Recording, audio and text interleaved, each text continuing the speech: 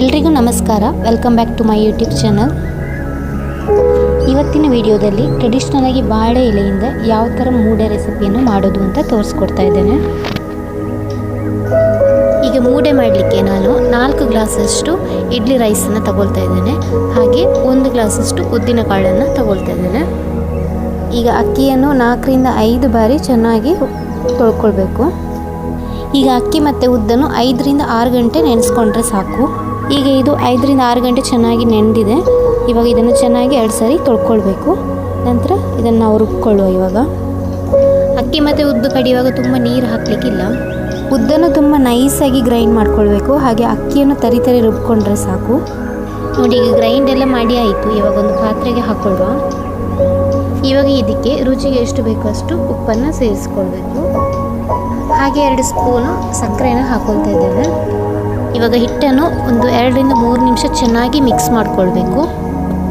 ಈಗ ಇದಕ್ಕೆ ಒಂದು ಮುಚ್ಚಳ ಮುಚ್ಚಿ 8 ರಿಂದ 10 ಗಂಟೆಗಳ ಕಾಲ ಫರ್ಮೆಂಟೇಷನ್ಗೆ ಇಡಬೇಕು. ಸ್ವಲ್ಪ ಬೆಚ್ಚಗಿನ ಜಾಗದಲ್ಲಿ ಇಟ್ಟರೆ ಬೇಗ ಹುಳಿ ಬರ್ತದೆ. ಇವಾಗ ನೋಡಿ, ಹಿಟ್ಟು ಚೆನ್ನಾಗಿ ಹುಳಿ ಬಂದಿದೆ. ಇವಾಗ ಇದನ್ನು ಚೆನ್ನಾಗಿ ಮಿಕ್ಸ್ ಮಾಡಿಕೊಳ್ಬೇಕು.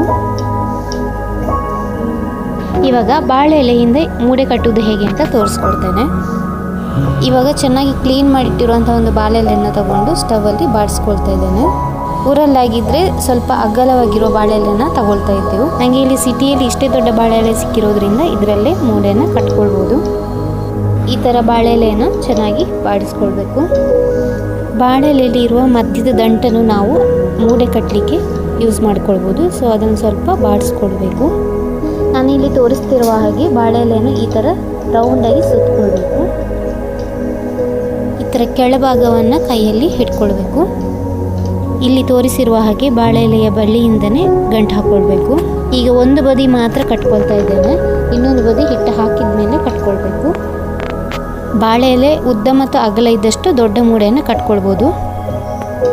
ಈಗ ಮೂಡೆ ಎಲ್ಲ ಕಟ್ಟಿಕೊಂಡಾಗಿದೆ.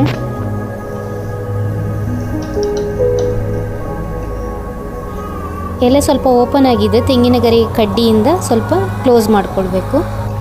ಈಗ ನಾವು ಮಾಡಿಟ್ಟಿರುವ ಮೂಡೆಗೆ ಸ್ವಲ್ಪ ನೀರು ಹಾಕ್ಕೊಂಡು ಅದನ್ನು ನಾವು ಚೆನ್ನಾಗಿ ಒದ್ದೆ ಮಾಡಿಕೊಳ್ಬೇಕು. ಈ ಥರ ಒದ್ದೆ ಮಾಡಿಕೊಂಡ್ರೆ ನೆಕ್ಸ್ಟ್ ನಾವು ಬಿಡಿಸುವಾಗ ಸರಿಯಾಗಿ ಬರ್ತದೆ ಕೊಟ್ಟಿಗೆ. ಈಗ ಹಿಟ್ಟನ್ನು ಈ ಥರ ಹಾಕ್ಕೊಳ್ಬೇಕು. ಹಿಟ್ಟನ್ನು ತುಂಬ ತುಂಬಿಸೋದು ಬೇಡ, ಒಂದು ಅರ್ಧ ಅಥವಾ ಮುಕ್ಕಾಲು ತುಂಬಿಸ್ಕೊಂಡ್ರೆ ಸಾಕು. ನಾವು ಇದನ್ನ ಮೇಲೆ ಕೂಡ ಕಟ್ಟಲಿಕ್ಕೆ ಉಂಟು.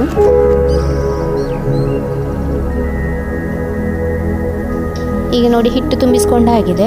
ಈಗ ಕಟ್ಟಿಕೊಳ್ಬೇಕು.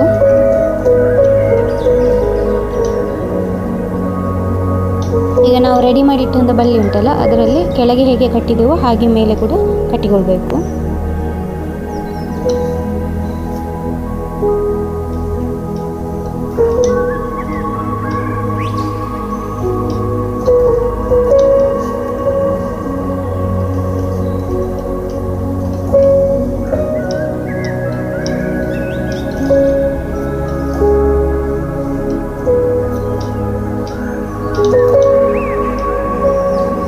ಈಗ ಇನ್ನೊಂದು ಮೂಡೆ ಕೂಡ ರೆಡಿ ಮಾಡಿಕೊಳ್ತಾ ಇದ್ದೇನೆ.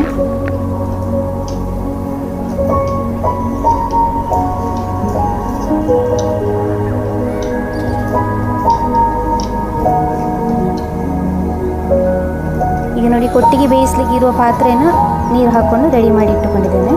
ಇದರ ಮೇಲೆ ಸ್ವಲ್ಪ ಬಾಳೆ ಎಲೆಯನ್ನು ಹರಡಿಕೊಳ್ಳಬೇಕು. ಈಗ ನಾವು ರೆಡಿ ಮಾಡಿಟ್ಟಂಥ ಮೂಡೆಯನ್ನು ಇಟ್ಟುಕೊಳ್ಳುವ.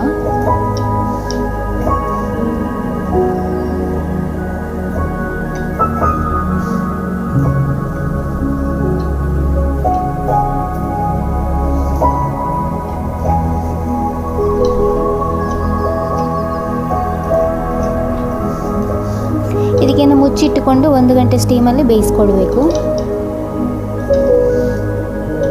ಈಗ ನೋಡಿ, 1 ಗಂಟೆ ಆಗಿದೆ. ಕೊಟ್ಟಿಗೆ ಚೆನ್ನಾಗಿ ಬೆಂದಿರ್ತದೆ. ಈಗ ನೋಡಿ, ಕೊಟ್ಟಿಗೆ ಒಳ್ಳೆ ಪರಿಮಳ ಬರ್ತಾ ಉಂಟು. ಎಲೆಯಲ್ಲಿ ಮಾಡಿಟ್ಟ ಕೊಟ್ಟಿಗೆ ತುಂಬ ಚೆನ್ನಾಗಿರ್ತದೆ.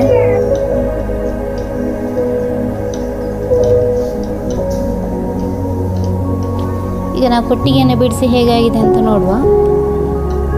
ಈಗ ನಾವು ಕಟ್ಟಿದ ಬಳ್ಳಿಯನ್ನೆಲ್ಲ ಹೀಗೆ ಬಿಚ್ಚಿಕೊಳ್ಬೇಕು. ಬಾಳೆ ಎಲೆ ಈ ಥರ ಮೂಡೆ ಮಾಡ್ಕೊಂಡು ತಿಂದರೆ ತುಂಬ ರುಚಿಯಾಗಿರ್ತದೆ. ನೋಡಿ ಬಿಸಿ ಬಿಸಿ ಕೊಟ್ಟಿಗೆ ಈಗ ರೆಡಿಯಾಗಿದೆ. ಇನ್ನು ಈಗ ಇದನ್ನು ತುಂಡು ಮಾಡುವ. ನೋಡಿ ಇದು ಒಳ್ಳೆ ಬೆಂದಿದೆ ಇವಾಗ. ಓಕೆ, ನೀವು ಒಮ್ಮೆ ಮನೆಯಲ್ಲಿ ಟ್ರೈ ಮಾಡಿ ನೋಡಿ. ಹಾಗೆ ಈ ವಿಡಿಯೋ ನಿಮಗೆ ಇಷ್ಟ ಆಗಿದ್ದಲ್ಲಿ ಲೈಕ್ ಮಾಡಿ, ಶೇರ್ ಮಾಡಿ, ಹಾಗೆ ಸಬ್ಸ್ಕ್ರೈಬ್ ಮಾಡಿ.